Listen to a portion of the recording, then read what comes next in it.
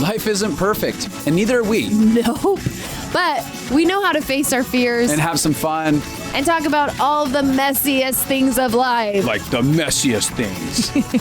Get connected to yourself, get connected to others, and get connected to the life right in front of you. This is The Connected Life with Justin and Abi. That's me. That's you. And you. Hey, friends. Fun fact. Want to share with you guys as we start this episode. Abby has very strong reactions to body sensations and visual imagery and stuff. I have sensory issues. Yeah, total sensory issues. I have very weird sensory issues. Yeah, she's like, la, la, la, la, la, when a sensory button gets hit. No, it's very true. Yeah, she was right like, now I'm having a reaction. She's in like a chair. We're trying out this new chair, and she's sitting in it, and she's just like, I hated it. It's something about it feels so wrong to be recording this podcast in, but I'm trying it out as a good sport. Yeah, well, you're a good sport. I appreciate it. We've had to navigate that a lot. We have. You've had. Like when we used to go look for houses when we were trying to find a house to buy, I would walk in and I really do have physical reaction when I feel like something doesn't look right or doesn't feel right or something's happening. So I'd walk into a house and I'd be like, oh yeah, I'm like kind of feeling it out, thinking about things, and she's like, we have to get out of here now. I'm like, what is happening? Like, it could have been like a painting in the corner that set her off. I have no idea. You're like, it's no good. It's no good. I spit on this house. I spit on this house. Communication though is a fascinating one, isn't it? And communicating like how we feel, our needs and stuff like that. Oh, I see you trying to slide this. Well, I am, because oftentimes Abby's body reactions can be communicated in ways that are a little shocking for my system. Feels very intense. Mm-hmm. Oh my gosh, I know. I feel sad for you. Mm-hmm. Like sometimes, like let's say we're working on decorating a room together and something isn't right. Mm-hmm. I will have a reaction like, oh my God. It's funny, like when we were decorating one of our guest bedrooms, I was decorating it, and I've let go of like the idea of someone will come home after I've done a surprise thing and be like, that's incredible. You spent so much time on that. It's so cool. Wait, I do say stuff like that. I do say, thank you so much for spending so much time on that. Totally. But first I know she'll initially have a like, what's happening to me? There's something new here. What do I feel about it? Which by all means, that's kind of the emotion you had in that space. And then like, well, here's what really happened. I came home and you bought a bunch of stuff for it, but you hadn't decorated it. No, I had. No, because when I came home and you'd redecorated it like this, I liked it. We have a different memory. Okay. Hey, wait, I love how you just did that. And then you chose really good language. Instead of saying I'm wrong and you're right, you said we have a different memory. I'm just pointing that out for the listeners. That's a great way to handle a situation. Great way to communicate differences. Needless to say, you do love the space. I love the room. I love what you did with it. But there's times where your communication style and my communication style has failed both of us miserably. And it doesn't necessarily represent the heart of who we are. Totally. A lot of times the way that we've dialogued with each other causes us a greater fire. It's like we dump gasoline on the problems. Like verbal gasoline on stuff. Mm-hmm. But where internally, honestly, our actual issues, very small. Correct. The way we've communicated with each other and then our frustration with our communication with each other, that has created the huge problems between us. Yes. And I would say that's probably most couples. Yes. It's a huge firebomb for most people, as it is for us.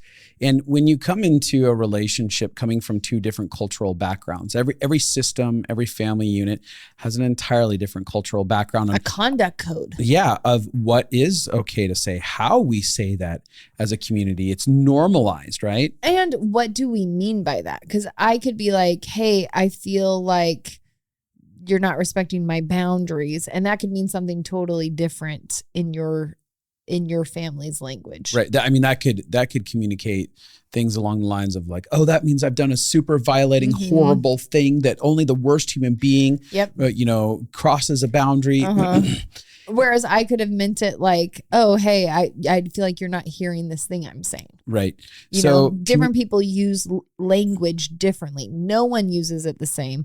But common language is, and that's one of the reasons that a lot of families have gathered around the Connected Life podcast. Is finding similar language to actually dialogue about heart issues. So it's like when I say this, you know that I'm not spitting in your face or on your house. Totally. I spit on your house.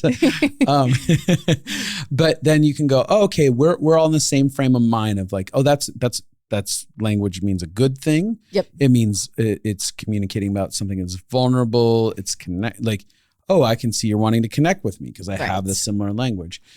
And language is vital. It really is. I have been historically, I had less value on language because I grew up in the institutionalized religious faith sector where you were demonized for any words, and you have to like be so particular in what you say. Every little thing that you say, which became really a hot button prison for me, and to the point where I'm like, I will say whatever I want. And there's ways that I've learned, Koof, in how to communicate my emotions and still stay true to what I want to say, but say it in ways that feels more digestible and capable of being seen. Yeah.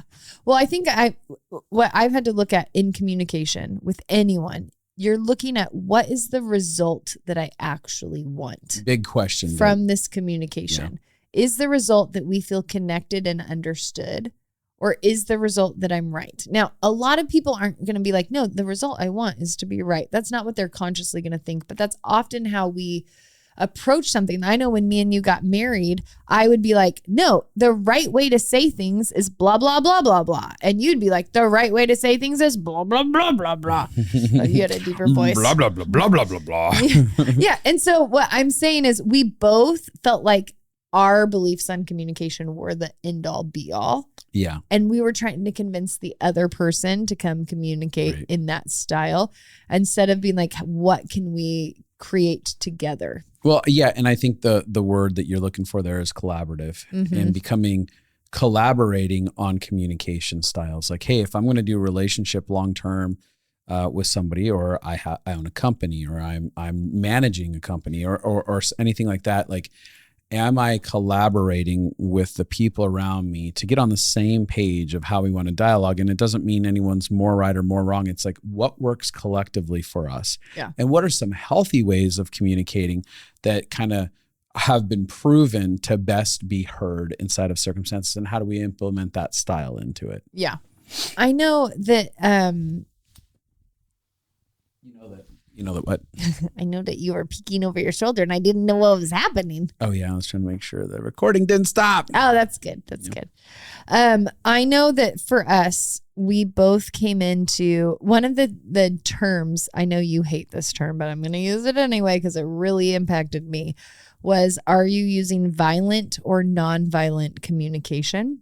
Yeah. And you hate that term, but absolutely. Let me just explain why it connected for me. Yeah. The concept is, are you using language that naturally provokes someone to be defensive, that naturally provokes somebody to want to protect themselves more than want to hear you? That's what I thought of it as meaning. Like violent language to me is, are you using language where someone else is going to react the opposite way of what you're wanting? Like what we want is someone to be open and to want to listen to us. So am I sharing my feelings in a way that is safe for you to be open to listen to me? Or am I saying them in a way that feels violent, like emotionally feels violent, as in you feel like you need to protect yourself from me? If you feel like you need to put your walls up towards me, then a lot of times that can be because of the other person using violent language. Yeah. And violent language is like blame language, things that would make you feel defensive. When I when I'm talking about who you are and what you're doing, that's going to make the other person feel defensive. That's going to make them feel on edge. Versus when I talk about me and my vulnerable feelings, that is often much more invitational. And so what I started looking for is, am I talking in a way that invites you to want to be closer to me? Or am I talking in a way that naturally will put you on guard? Right. That's what violent, nonviolent in my head delineated. Yeah. Which for me, that's still like you even saying violent language makes me want to be violent towards the guy who created the term, because I'm like, that for most people provokes this is someone talking about how they're going to beat someone up and they're going to hurt them and stuff like that. Like very literal inside of it. And I'm like, this isn't violent. To say this isn't violent, and so that, I mean, I don't know that it'll ever not strike a chord with me, but I think that, and this is why we say language matters, right? Because what I can't use anymore in fights is when I say, hey, this feels like violent language, because I already know just the term will make you use violent language. Totally. However, the principle behind it, the concept, the conversation that you're having is really like, are we able to come to the table and have a dialogue in a manner that actually diffuses people's desire to go into defensiveness? Yes. Because really at the end of the day, we all long to be seen and heard. We want repair inside of relationships. Like like you started out in this conversation with, like, what do you want? Yeah. Well, I don't want to just be right. Truly what I want. I mean, we might think we want to be right, but the deeper desire that I have is I want a repair here. I want a reconnection. I want relationship to happen. I want to feel understood. Safe. I want to feel seen. Yeah. I want to feel love between us. Yeah. So the whole idea of like figuring out one could say, I want connection. I want to experience a connected life. We're so dumb. We're so stupid. But again, so that brings into the whole like dialogue here. Like, okay, we as humans are all longing to get to something, and one of the greatest barriers that we have is our approach in language and communication styles. And how do we, I think that there's been quite a few different movements that have been expressing, trying to find new ways of communicating from the caveman days of, my face is fuming, get away from me. That's all that needed to be said. Yeah, you can grunt that. And, as people are developing, the idea of, I want to have a voice. Like, what does it mean to have a voice? And what does that mean in being heard? Because having a voice, we also hope at some level we get heard. It's never promised, but because I know that when I've watched people maybe go on the initial journey of trying to have a voich, that means you're talking about like people trying to like speak up for themselves where they haven't done it before. Speak their truth. Yes. Their experience, share themselves. And it can be which is such an important journey to go on. Super important. However, they can come across as very aggressive a-holes when you begin, because it can come out with a lot of attacking language. Like, I've said nothing before. Now I'm going to tell you how you've affected me. And it's going to be a lot of you language and blame and accusation. Yes. Right. And that for so many people ends up turning into a sense of disaster. Totally. And then they're like, oh, I don't even know what the point was in me trying. Well, and especially when you're trying, and you often are a little bit more aggressive when you start trying. Yes. And then people often don't respond well. And then you think, see, this proves that I have to. Totally. And it can become a cycle. Instead of being aware, it's going to take me time to learn how to have a voice. And then it's going to take me time to learn how to use my voice in a way that is easier to be heard. Well, yeah. How to temper it with wisdom and nonviolent language. I feel so violent right now. I have to right now tell you about the ADD tangent that I just went on a couple of minutes ago. I was looking at your hands and I was like, oh my God, his hands look blue. And I was like, oh my God, what's wrong? His face and his arm color looks normal, but his hands look blue. Does he have some kind of circulation issue that's happening? And then I was like, oh, he has new blue jeans. He has 2 blue jeans and his hands are dyed just a little bit. I noticed that today. Jeans. They're brand new jeans. I'm like, I don't know if these are good jeans if my hands are going blue from them. But I was like panicking for a minute. I was like, what is going on with his body? Why are his hands turning blue? That's what this conversation is doing to me. You're so stressed. Your hands have lost their blood. Well, going back to communication and us going back to the non-blue hand conversation. Yeah. We have created such a mess with each other in our communication. Understatement of the year, right? Yep. Like it's probably led to almost ejecting ourselves out of the marriage repeated times. Absolutely. F it. I'm done. I don't want to be here anymore. Yeah. I can't take it. I can't be heard. I get talked to in ways that I don't feel respected. Yep. And ultimately, at the end of the day, I think our hearts have both been pretty genuinely pure for good percentages of those experiences. Yeah, like we want to do this well. Yeah. And we're like, why is this going so bad? PTSD and not having tools. GF. Yep. And communication is a scary thing as it is. And I think that's something worth talking about because yes. Oftentimes, the barriers that we have in communication have to do with the energy that we bring into a dialogue. Yeah. No one taught me that energy matters as much as words. Yep. So even if I'm saying all the right things, which there were times that I used to do, but I had like my cold, hard, distant energy. Yeah. And not even purposely. Like I'm not purposely thinking I'm going to remove all the warmth so you feel like you're suffocating in this room. Yeah. But it's like myself. It's like an unconscious, I hate you. That's what it feels like. Yeah. But what's happening on the inside is all of my protectors are going up. Yeah. And I'm trying to protect myself by withdrawing inside of myself. Mm-hmm. But what that feels like on the outside is like my fuck you walls are up. Big time. Mm-hmm. Yeah. Yeah. Mm-hmm. Yeah. And so then you end up feeling that. So even if I'm saying I'm sorry, of course this would feel hard for you, but you feel me being cold underneath that. I'm like, you don't mean any of it. Yeah. You're just saying it. Which is something that we struggled with for years in our marriage is you hadn't really received apologies before. No. So you would come and you would apologize. And for you, it was giving 100% of yourself. Well, yeah, I was incredibly vulnerable, right? Like it felt like the biggest thing on the face of the planet for me. Like the biggest risk, the most vulnerable thing you could do. And I would do it over and over and over again. Just even the simple, I'm sorry, please forgive me. Even if nothing else happens inside of that this is a mountainous conversation that I'm having in I'm sorry. Yeah. So you're coming from this angle of thinking this is so huge, what I'm saying.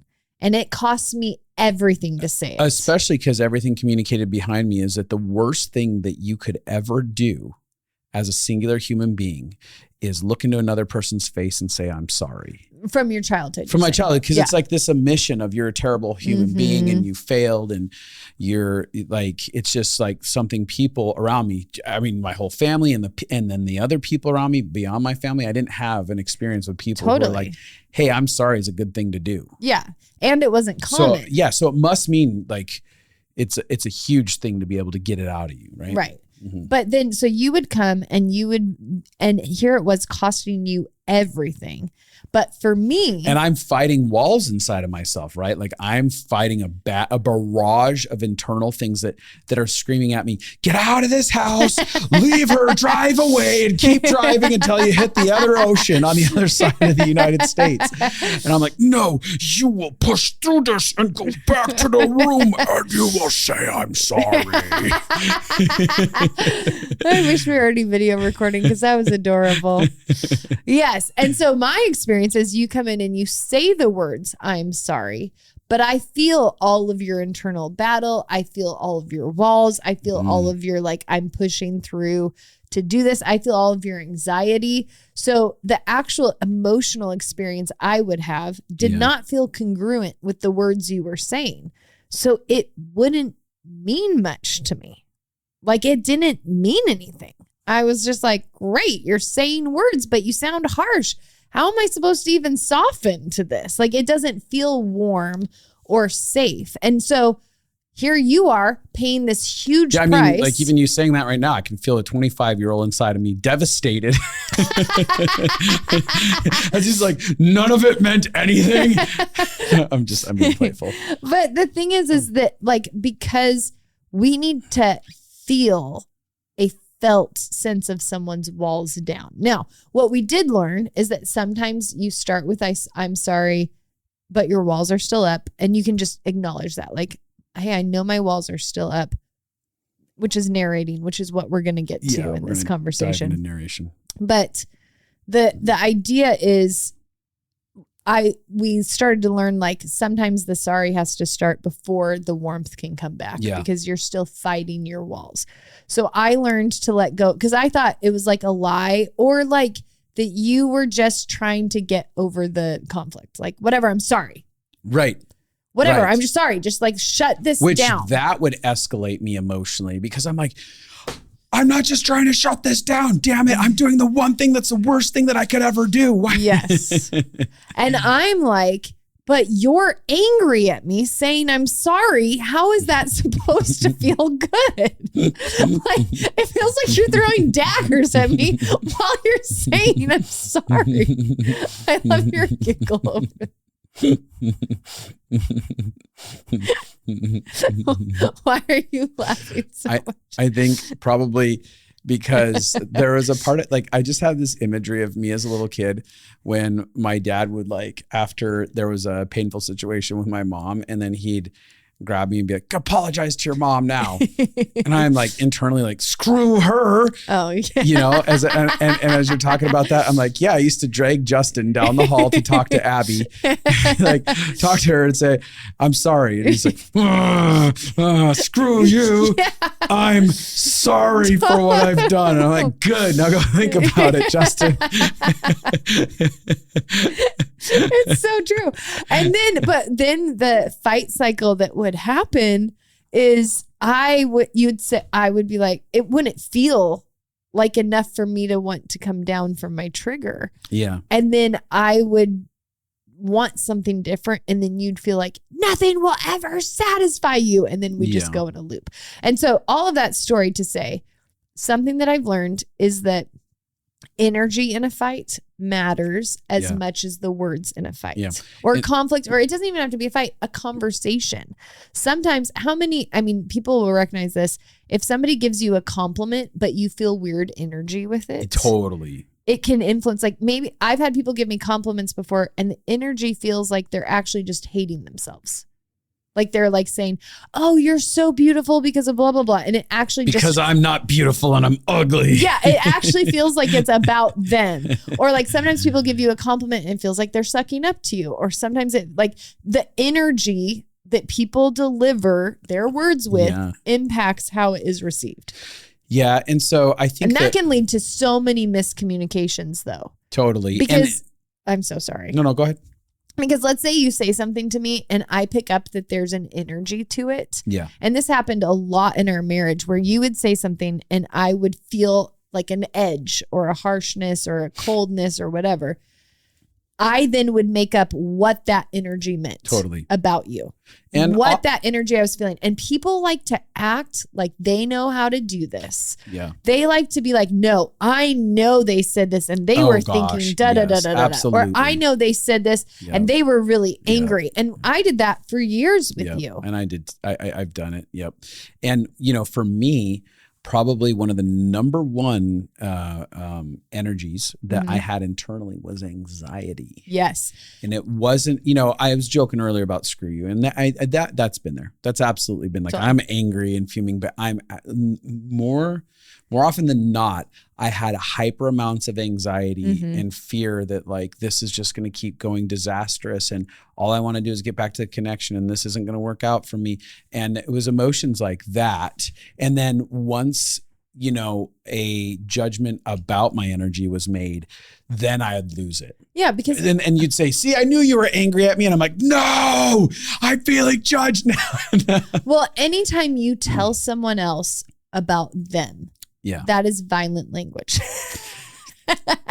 You're going to get it. It's every time you tell someone about them, it is provoking defensiveness because no one likes to be told about what they're feeling and who they are. And I did that for years. Yeah. And I didn't understand really the heart of what I was trying to say is there is something going on. You need to validate that there is energy happening here that you're not acknowledging or explaining to me. And that doesn't, like there was a real truth that I was trying to get to. Yeah. That my intentions were trying to get to, but I jumped to assumptions because that's what I thought you should do. Yeah. And we are intuitive. We do feel things. And so what we want to do is we want to start validating. I am probably picking up something from what Justin is saying. There is an extra energy, but now instead of me creating an idea of what that energy is, I am now checking in with you. I'm like, hey, it feels like, that's a better way to do it. I don't always do it, but it feels like there's an energy here that I'm not understanding. What is going on for you? And one of the aspect of what you're saying right there is curiosity, right? Like, and that's a hard one for any of us to do, especially when we're triggered out of our mind. You can't do curiosity unless you regulate yourself enough to be able to choose to ask a question. And we have both been equally terrible at curiosity in our journeys. And it's been a pain point, I think, for both of us of like, quit just jumping to a conclusion and accusing me or making a decision or a judgment about what's going on. Please try to be kind and ask questions, right? Right. And so that's universal for people. Totally. But it's very hard to remember, and we can't demand the people across from us do the thing we want them to do. Right. Which is why this is the longest setup to what we're going to talk about today. Well, we are talking about it today, but I think these are all portions that play a role inside of it. But I think that before we get to the conversation around narration, because I think it only plays one portion of this, these dialogues that we're talking about, they take a sense of self-awareness, right? And you're talking about getting regulated. So getting myself at enough peace, like being aware enough, like I'm escalating internally. Something's coming up inside of me and I'm wanting to protect and defend, and I'm losing my capacity to either articulate about my own self or ask questions and get curious. Yes. Or hold uncertainty. That's one of the ways that I know I'm so regulated is if I can hold the idea of like, I don't know what he's feeling. Right. I don't know what he means. When I know I'm in a triggered state when I jump to assumptions fast. Yeah. Look at him. He's being judgmental. Look at him. He's doing this. If I'm making quick snap decisions about what you're doing, it means I'm triggered. Right. And it also means that I'm feeling like I'm in threat. And I'm needing to make sure that I have a reason to go into defense. Yes. And I need to protect myself fast. Yes. And so I need to figure out what the threat is fast. So oftentimes, like, again, anxiety's coming up inside of me about the conversation. It may not even be going bad. Yeah. But it might be a trigger point inside of myself, a flashback of like things going bad in conversations. My anxiety is escalating. And again, I'm having to like reason that. And I'm going, what's the reason for my anxiety? This person's doing this right now. Yes. And I need to protect myself and I need to call them out on it, or I need to shut down and pull away from them. Yes. And again, going back to being able to not go into certainty and to be able, like that takes how do I get myself centered in peace? How do I lower the stakes in this situation so that I can get curious, so that I can also healthily articulate about myself? Yeah, I think that one of the things that has helped you the most in this is ice bathing which I think we've talked about a little bit, but cold plunging, because what happens is your whole body gets flooded when you're in the cold water. You feel like you can't breathe. You feel like you're going to die. You feel like everything's falling apart, and you learn to tell your body that it's okay. Yeah. And you learn to bring your anxiety back down and be relax I'm all your fine. muscles, be at peace, and something that feels out of control. Yeah. And so what you started doing in our conversations was actually activating when your body had those reactions. You would actually pull in that concept. Yeah. And I would start relaxing my muscles Consciously. I'm like, okay, my stomach feels tenseness. Release that. My shoulders feel it. Release that. I'd start relaxing my neck and then my legs. And my tension's down in my toes. Okay, let that go. Okay, I'm back here to the present moment right now. And when I am able to do that, when I am able to connect into that, there's a lot more success rate in the way that I have a conversation. And it evolves into me being able to narrate, which we can kind of jump into that now. This is the communication hack of all hacks, I think. Yeah, this is the one that has changed our things. It's changed our marriage, and it is nonviolent. I can tell that internally I'm having some feelings. Honestly, it can be used either way. It can be used in a way that can make people defensive, or it can be used in a way that actually lowers people's guards. And so we will talk through what narration is and then how to use it in a way that lowers people's guards. Yeah. I want to, can I jump in? Yeah. Start that. It's really hard to get into narration when it seems to be, and someone is doing behavior that is painful. Right? Like someone can be yelling at us. Someone can actually be being harsh, judgmental, critical. They can be doing all of these things. And it's very easy to be like, dude, you're being critical. You're loud and yelling at me. Well, that's our first reaction. Right. Yeah. And it's a true statement. Like totally. there's a lot of those statements that are absolutely true. But however, they don't, number one, disarm the person who's acting in ways that don't feel safe. They also don't communicate vulnerably what's happening. And they don't give any benefit of doubt. Right. Because oftentimes my heart is good. And if I'm coming across critical or harsh, it's because there's some kind of protector that is coming. And I think that's true of most people. Yeah. I think often people have better intentions than how they come across. Yeah. And so when we narrate, we're pulling it back to self-awareness, which means we're also becoming more aware of our own body and ourself than trying to control the other person. Yeah. Most of my life, I have been codependent. So I want to control you so that I can feel safe. Yeah. Instead of connecting to me and knowing what's going on inside of me so that I can be with me so that I can feel safe. Yes. One of the things that I've noticed. Should we explain what narration is really quick? Yeah, I wanted to go into that. Okay. I was going to jump in there. Great. So one of the aspects of narration is like being aware of my personal emotions. So this actually expands in being able to have some language for emotions. So for instance, in my awareness, I can notice like, oh, there's some anxiety happening in me. I can tell inside of me that I want to run away from this situation. I can tell that I'm like longing for us to get connected together. And can tell that I'm scared that this thing's going to fall apart in a second. And if I feel like the next thing I'm going to say is going to lead to disaster, it's an awareness of like, what am I thinking and what am I feeling? What am I aware of that's happening within me and how I'm wanting to respond? And what do I actually want out of something? Yeah. So narration is the ability to narrate what is going on inside of you. And I would say in your body, in your thoughts, and in your emotions.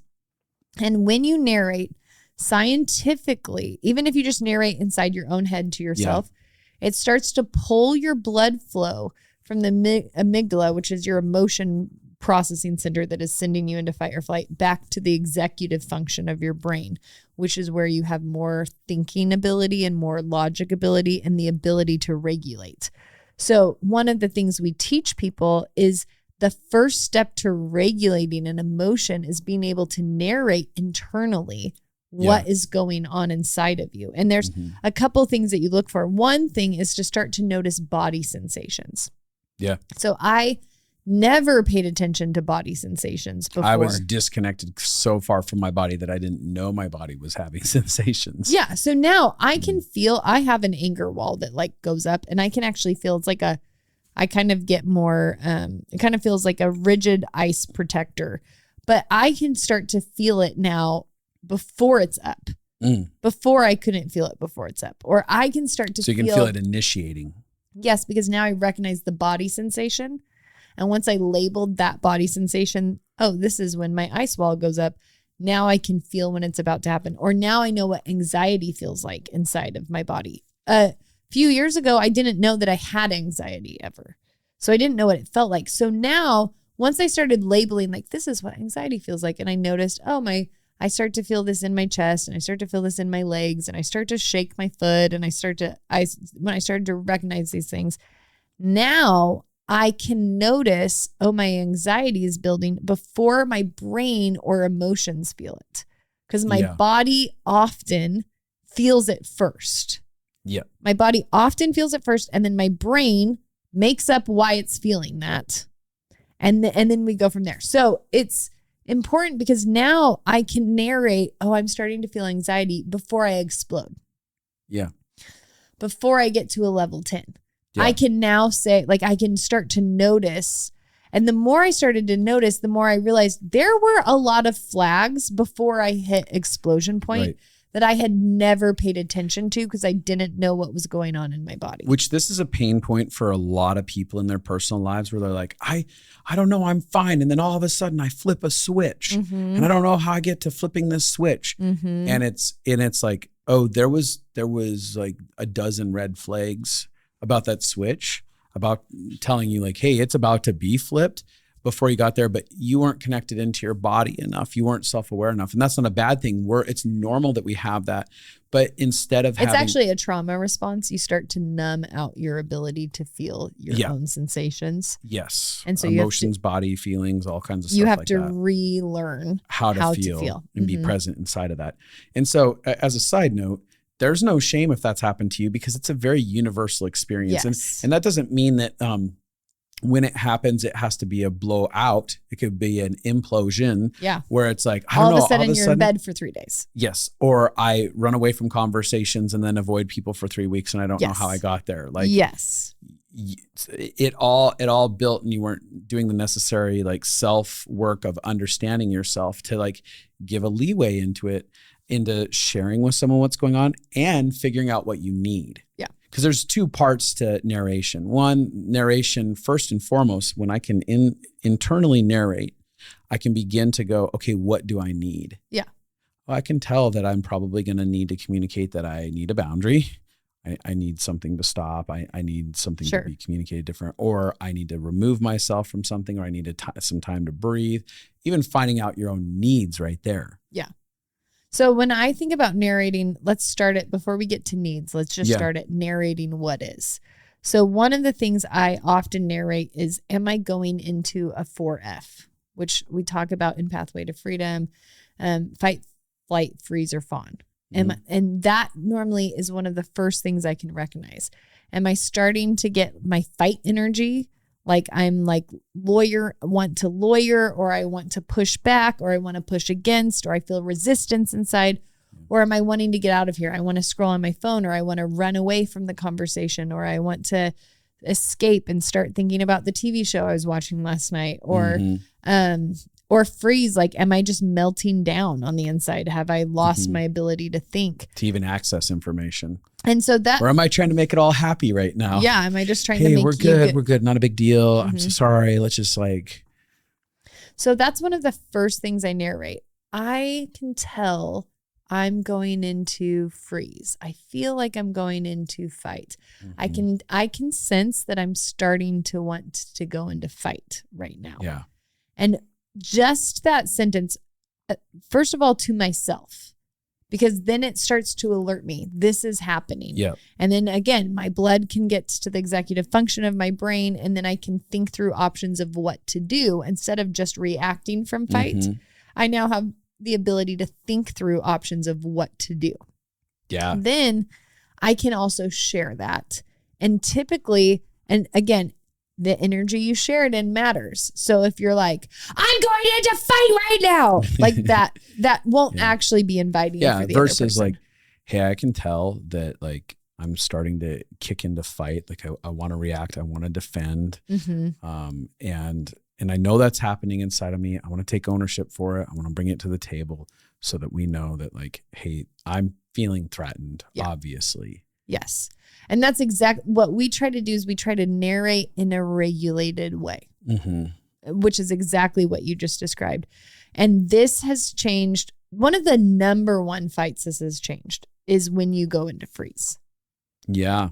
Do you want to share about how narration has impacted that space?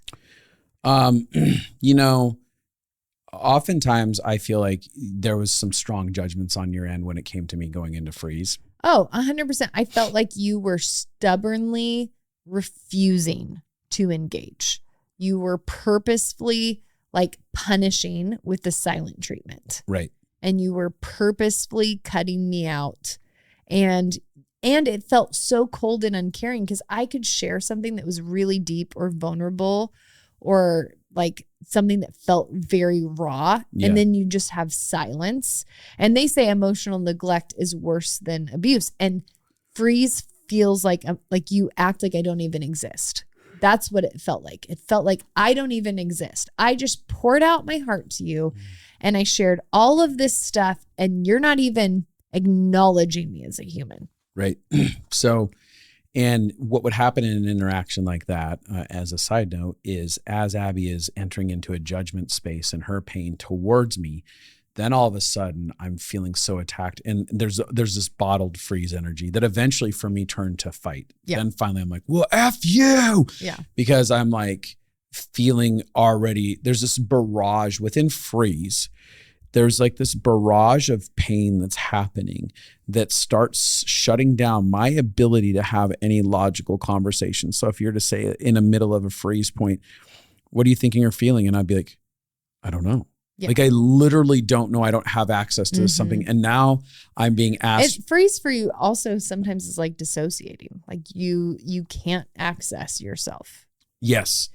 So there's no ability to access myself, in which your feelings, your thoughts, any of that. And for every moment that I felt some sense of disdain. Well, because then I would be like, well, I might share something really vulnerable, and you might feel overwhelmed, and you might go into freeze. Yes. And I might say, what do you think about that? And then you might not have anything to respond. And then I feel very hurt. And then my vulnerability turns towards, I have to self-protect. Yeah. And now I am like pushing at you for a response. Totally. And then the pushing at you for a response sends you more into freeze. Right. Because, well, what has now been said to me is that you're purposely doing something. And then I'm fighting internally to get like, give an answer. Where's it at? My anxiety is I'm now, with freeze is intense amounts of anxiety. And that anxiety is going through the roof, because now I'm getting judged and I'm on my way to getting punished in this situation if you don't get an answer out, which again, only gridlocks more and more and more. And then finally that's so intense, that gridlock, that it goes, for me, it went. But one of the things that you made mention of is the overwhelm. You started with, you'd be overwhelmed. You'd feel a sense of overwhelm, and then you'd end up hitting freeze. Yeah. And that's an emotion that I didn't know was a real emotion until later on in counseling. Yeah. Where a counselor was like, oh, you've lived a life of overwhelm. Like overwhelm has been one of your number one emotions. I'm like, what does that even mean? I'm like, oh, that's right. I'm totally overwhelmed. And then once I get to overwhelm, then I go into freeze. And then everything goes to disaster from that point. Right. I don't want to explain the depth of, I mean, I think they've covered it. What I'm wanting to say is how it fixed it for us. Yeah. Well, I think that it matters knowing all that, because once I could actually come in and say, hey, you know what? I noticed that I'm feeling overwhelmed. That first place mitigated a whole bunch of disaster that could have followed. But even if I'd missed overwhelm and I got to freeze. Well, right? a lot of times that's what happens. You'll say, hey, I can feel I'm in freeze. Correct. And you'll say, I wish I could respond. I want to be able to respond. I'm fighting internally to be able to. I care about you. Yep. I care about what you just shared. I want to be able to respond, but I'm in freeze. Correct.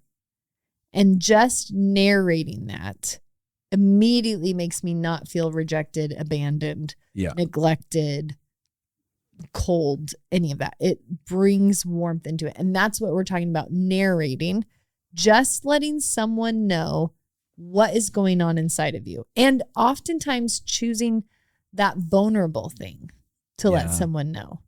Like, I know for me, when you share, I'm in freeze, I feel overwhelmed, I heard you, and I care about your emotions, then I feel really, then I feel I can warm up towards you. Well, and it instantly lets me know, and I can have compassion on you because I know what it's like to be in freeze. Yeah, which is what I was going to say right there was, when we share, that's a vulnerable state of sharing. Like, hey, I'm in freeze. I'm incapable of doing something. I'm letting you in on this information. That opens the door for the potential for compassion to be formed. Yes.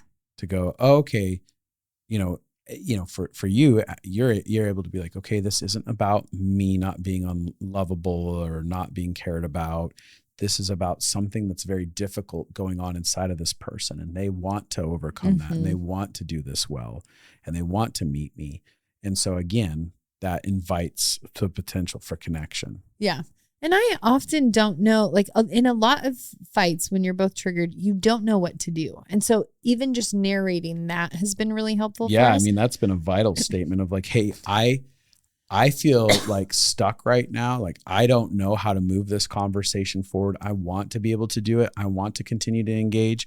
I feel like I'm shutting down. I feel like I'm going into hopelessness about this situation, but I want to combat the hopelessness. Like, that narration of the entire experience goes, hey, I know this person is in this story with me. Trying to move the needle forward. That's their heart intent. I don't have to do any guessing work about the energy that's going on inside of them. And I know that the energy going on inside of them is for me. Well, and sometimes it just diffuses energy inside of me to be able to say out loud. Like, 'cause a lot of times I'll be spinning in my head. I don't know what to do. This feels hopeless. This feels overwhelming. And so narration gives me something that I can always do when I don't know what to do. And sometimes just saying, I don't know what to do right now. I really want connection. I can feel a lot of my self-protectors are up. And I know a lot of your, like, it feels like your self-protectors are up too. And I don't know what to do for us to be able to feel safe enough to bring down our self-protectors. A couple reasons why this helps. It diffuses energy because now I'm not locked inside my own internal world, which I think we often do. We get locked. Whatever emotions we're feeling or whatever happens can be magnified inside of us. So when we're able to give a little bit of a voice, that can be beneficial. It also helps but also it slows the pace of a conversation down. If I have to take the time to gather what am I feeling, what is going on inside of me, what's going on in my body, what's going on in my emotions, what it's doing too is it's making me pay attention to me, not you. Not you. Now, this is where I have a friend who's called me on this in the past. I used to be like, well, I feel like you're being an idiot. Like that's not narration. So the idea is that you're starting to like clue into you. All of that starts to help you regulate. It helps you regulate to pay attention to yourself. Helps you regulate to be able to name emotions, to be able to name body sensations. These are ways to help your brain come back online. And pausing in a conversation can help you regulate instead of just like, nah, nah, nah, nah, going back and forth. And back and forth. Slowing a conversation down is the only way to regulate. The best thing that you can do right there when a conversation is getting heated back and forth is actually coming into agreement. Hey, I can tell we need to slow this thing down, really slow, and pace ourselves with what's happening and take time back and forth. Because a lot of times it escalates and two people just, who's going to dominate the other one enough and run the other one over enough that it just like squashes the situation, right? And nobody wins in that. Yeah. So I can tell, like, I use this hack in everything in life. I'll be like, I can tell that I use this one a lot with one of my friends. I can tell I have a lot of anxiety about trying to talk through this with you because we only have 5 minutes left and this feels like a big conversation. Because when I don't communicate that that's what's going on inside of me, my energy starts to get intense. But it's not because I'm mad about what we're talking about, but I start to get boxy and feeling trapped. And then and then most of the time I create a fight accidentally because I'm feeling so much anxiety instead of saying what's going on inside of me in real time. I had this happen with Is that what's happening for you right now? That we only have 5 minutes left. Yeah, I do. I have a little anxiety. You know what I thought when I showed you like, hey, 5 minutes left on the conversation? I was like, I bet this is going to raise her anxiety a little bit. This is a situation where she has a lot to say about it. And I thought, I wonder if that's true. And then you're like, hey, and you use that example. I'm like, yeah.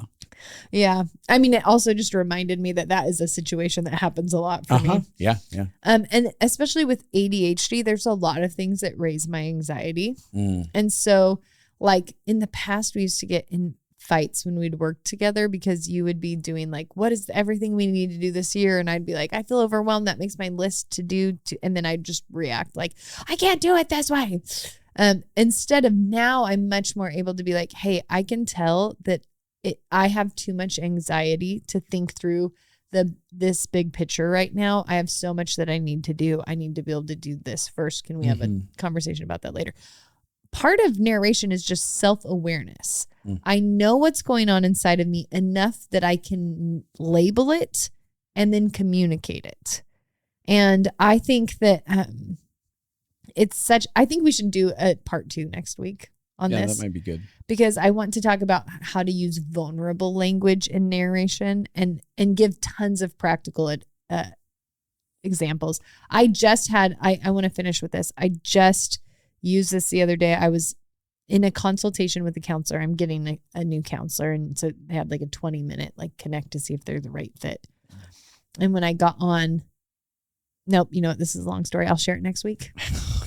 It's a good one for narration. You can use narration in every area of your life.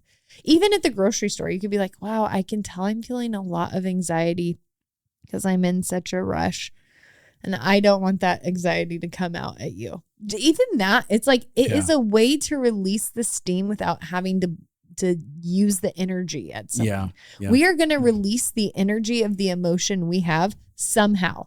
It's either going to throw up on the person across from us, or we can use our words to like let it seep out like the air of a balloon. Steam versus lava. Yeah. Which is something that I've talked to clients about. It's like you can release the steam or you can have the lava burn the entire city to the ground. What would you like to do? Yes. And I know how many times I've been like the king of lava, the lava king. And I'm just like, oh shit, there went the whole city. How do we rebuild? That's so true. Yeah, it's so real. I do want to say this because this is an example inside of my head. I know that the more I can get into vulnerable statements like, I can tell I'm scared of being rejected right now, and talk about our fears. I can tell that I'm scared that this is going to unravel and you're going to walk away, or I'm going to end up being abandoned on this, or I'm scared that I'm going to be left as a villain of this story, and my heart I'm has scared good that you're judging me, or I feel shame. Yeah. I feel like I'm really bad, and I'm wanting to get defensive. Which is terrifying. That's terrifying, especially if you feel like the person's going to use these types of things as ammo. But this to me is one of the greatest examples of vulnerability. Is the narration process, because that's bringing down that's exposing the walls I have. That's exposing the self-protectors I have. That's exposing like the things that I'm scared of, which nobody wants to share what they're scared of in the middle of a fight. You want to protect that thing that you're scared of happening. Except that vulnerability is normally what unlocks the fight. Yep. One person bringing their guard down typically brings the guards down. When both people can hook, because if you're vulnerable, then I often can feel compassion. I literally just had the flash of this one story. I'm going to share it because it so goes with this, because you're talking about the one person gets vulnerable. I had this guy, this was in LA, and we're at a stoplight, and I didn't quite make it through the red light. And so he's all honking at me and at me. And so I effing throw it and park, and I jump out. I was like, what do you want? You want to go? And he jumps out of his car and he's like, let's do this. And we're like coming at each other. Oh my gosh. And I'm like, what the hell am I doing? And I've lost my damn mind. And so I said to him, I said, whoa. I said, I am having the hardest, longest day, and I am so sorry. And he goes, I am too. And it's like, everyone around us is like, fight. This shit's awesome. And all of a sudden I'm like, I'm sorry that I got out and was ready to, I was like, I'm too, I got so defensive and I just want to be done, and the traffic's horrible. And swear to God, we did one of those like. And you got back in your car. No, grab each other's hands and then pull in for a hug and was like, have a good rest of your day, and back in our vehicles. But it was the vulnerability that came out of me. One of us had to do it, and it saved us from having both black eyes and probably the cops. Like, totally. Showing up in that moment. So, well, okay.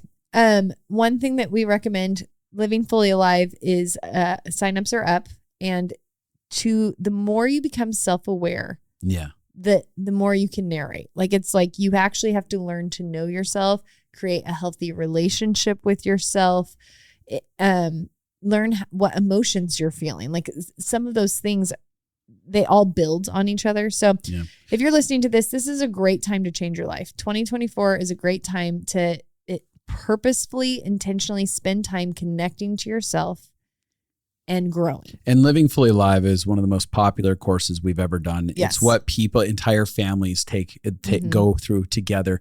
And it's where deep amounts of repair happen inside of Living Fully Alive. It's where some of the most profound vulnerability takes place inside of our immersion program. And quite honestly, I'm proud of it. Moments. Yeah. So proud of it, and proud of what comes out of people and the intimacy that comes out from being inside of that course. So if you want to join Living Fully Alive, you can go to Justin and Abi, that's abi.com, and look, it's 14 weeks. It may be the best 14 weeks you'll ever spend when it comes to emotional health, especially for yourself and collectively as a community, if you choose to jump in with a group of friends and do that together. So, and we have a discount for alumni. It's very cheap because oftentimes you just need to remember, refocus, have time that is aiming you to intentionally connect to your heart. And next week, we are going to finish this conversation on the communication hack of narration. And we're doing that because she had a lot of anxiety about how much she needed to share. Yep. Yeah. It's true. Yippers. It's true. Yippers. So, okay. All right, let's go do something else. Share this with people that need to learn more about communicating. Yeah, which this is a great conversation to bring into your family dynamics or your friend circles. This one right here is a major one, because you can go like, all right, what does it look like? Let's go on the journey of learning how to narrate and cleaning up our communication with each other. Yes. Go be successful in communication. Woo! I'm leaving.